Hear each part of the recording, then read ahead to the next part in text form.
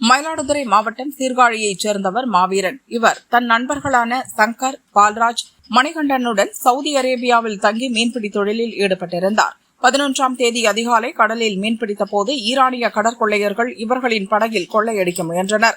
இரு தரப்பினரிடையே நடந்த மோதலில் ஈரானிய கடற்கொள்ளையர்கள் தமிழக மீனவர்கள் மீது துப்பாக்கிச் சூடு நடத்தினர். இதில் படுகாயமடைந்த மாவீரன் சம்பவ இடத்திலேயே உயிரிழந்தார். சங்கர் உள்ளிட்ட 3 பேரும் காயமடைந்தனர். மாவீரன் உடலை மீட்ட சவுதி கடற்படையினர் காயமடைந்த 3 பேரையும் மருத்துவமனையில் அட்மிட் செய்தனர். இதுகுறித்து சவுதி மற்றும் இந்திய தூதரக அதிகாரிகள் தீவிரமான விசாரணை மேற்கொண்டுள்ளனர்.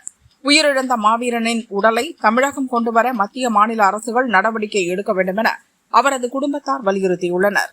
சீக்கிரம் வர வைங்க ஊருக்கு, எங்களுக்கு நடவடிக்கை எடுத்து கொடுங்க, சுட்டவங்களை விடாதீங்க, யாருக்கு இந்த மாதிரி ஆகக்கூடாது, யாருக்கு இந்த மாதிரி ஆகாம பாத்துக்கங்க. என் குடும்பம் நடுத்தருக்கு வந்துருச்சு, என் பிள்ளைய நாள அனாதையா கிடைக்கிறோம், என் வீட்டுக்கார சீக்கிரம் அனுப்பி வச்சிடுங்க, சீக்கிரம் நடவடிக்கை எடுங்க. சீர்காழி வட்டம் தொடுவாய் கிராமத்தை சேர்ந்த மாவீரன்றவங்க 5 வருஷமா கடல் தொழிலுக்கு சவுதிக்கு போயிட்டு இருந்தாங்க.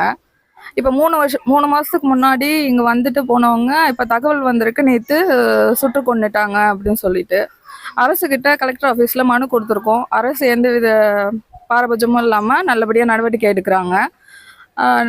இன்னும் சீக்கிரமாக எவ்வளோ முடியுமோ சீக்கிரமாக பாடியை எங்களுக்கு ஹேண்ட் ஓவர் பண்ணணும்னு கேட்டுக்கிறோம்.